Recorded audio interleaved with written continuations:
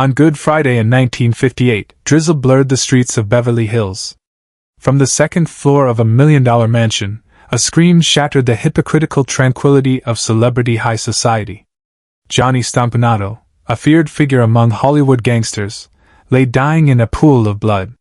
The one holding the fatal kitchen knife was none other than Lana Turner's only 14-year-old daughter Cheryl. The murder uncovered a horrifying abusive relationship behind the silver screen goddess. It also pushed the tangled power games between mother and daughter, lover and lover, and even between gangsters and the legal system toward an irreversible end. Was the teenage girl's strike a brave act to protect her mother, or the cruelest sacrifice in a game played by two adults? Through the long nights of Los Angeles, let us pierce through layers of fog and search for the soul hidden beneath the spotlight. To understand Lana Turner's tragedy, we must first see how the glamorous mask of the sweater girl was crafted. In the late 1930s, an ordinary young girl was discovered by a talent scout while buying a soda, and her fate was abruptly drawn into the center of the spotlight. MGM polished her meticulously into the fantasy of every man in America. Yet this extreme objectification left Lana with a deep psychological need for emotional compensation in real life. She married 8 times in her life, each marriage an attempt to fill a vast empty void within her heart. She was drawn to dangerous, domineering men who carried a hint of self-destruction. After a string of failed marriages, she met Johnny Stompanato. He was no movie star, nor a studio tycoon. He was the chief bodyguard of Los Angeles gang leader Mickey Cohen. With sharp chiseled features and a cold, brooding aura, his dangerous charm was like deadly poison to Lana. From the very beginning, their encounter foreshadowed a tragedy straight out of a film noir. To the public, Lana was Hollywood's beloved darling. Under Johnny's control, however, she was reduced to a humble victim. Johnny's possessiveness bordered on madness. He would fly into a rage over even an intimate scene between Lana and her co-star. He once traveled halfway across the globe to a London film set, simply to confirm whether Lana had been unfaithful to him. During those dark days, Lana's mansion became her most gilded prison. She appeared on set countless times with bruises hidden under thick layers of foundation, covering the marks left by her violent lover. Most devastating of all, her young daughter Cheryl witnessed everything. Sensitive and lonely, Cheryl longed to protect her mother amid an endless rotation of father figures, yet grew confused by her mother's self-destructive attachments. Johnny even tried to manipulate Cheryl, exploiting the girl's love for her mother to wage a psychological battle between them. Inside the elegant villa in Beverly Hills, the air was constantly thick with suppressed tension. Years of repressed emotions simmered like a powder keg, waiting for the spark of that rainy night. April 4, 1958, the cursed night. Rain tapped against the window panes, drowning out the furious arguments inside the mansion. Johnny once again threatened to disfigure Lana and ruin her career, the very foundation of her livelihood.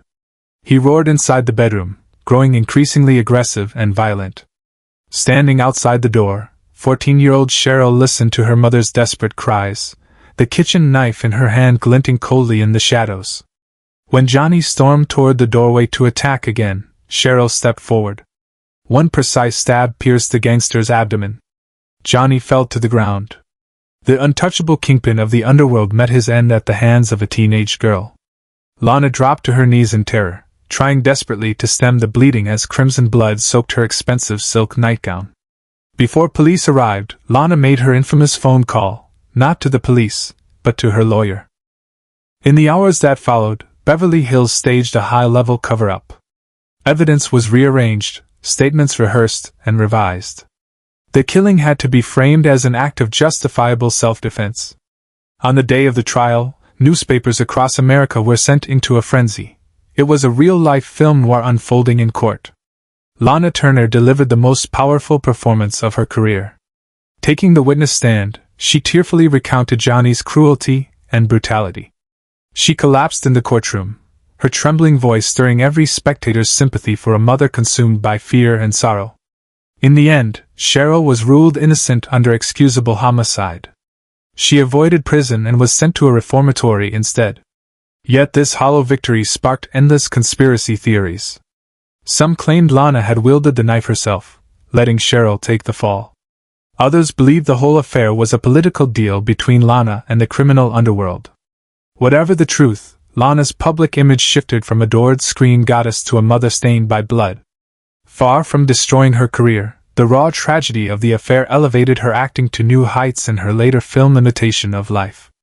Beneath this career peak lay an irreparable rift between mother and daughter. Cheryl later wrote in her memoir that the knife strike had killed not only Johnny, but also the last trace of innocence between her and her mother. In her later years, Lana Turner stepped away from the glitz of Hollywood and lived in quiet seclusion in a corner of Los Angeles. She retained her breathtaking beauty, yet her eyes held a cold detachment, having seen through the hypocrisy of show business. Her relationship with Cheryl remained frozen in estrangement for decades, until the two finally reached a quiet truce in long years of silence. It was not reconciliation through forgiveness, but simply the weariness of two souls worn down by the past. She turned increasingly to religion, seeking spiritual cleansing to wash away the bloodshed of that rainy night. Gang leader Mickey Cohen kept her under quiet surveillance for years, yet he never dared step back into her life again. Lana finally understood that in Hollywood's grand illusion factory, true security had never existed. Fans who once cheered for her would forever look at her afterward with the greedy curiosity of peering into a hidden secret. She became an eternal exhibit, a living testament to the devastating cost of fame. The heavy rain over Los Angeles has long since faded into memory. Lana Turner passed away peacefully in 1995, taking the final remnants of that rainy night's truth with her. Her life began with a chance encounter at a pharmacy and ended in bloodshed inside a Beverly Hills mansion, filled with endless desire and loneliness. Tonight, as we remember this silver screen legend, let us set aside courtroom rhetoric and sensational headlines. Remember only the woman named Lana, who once chased dangerous dreams and paid the price of her soul to protect her daughter. Beneath her glamorous evening gowns beat a heart that never truly knew peace.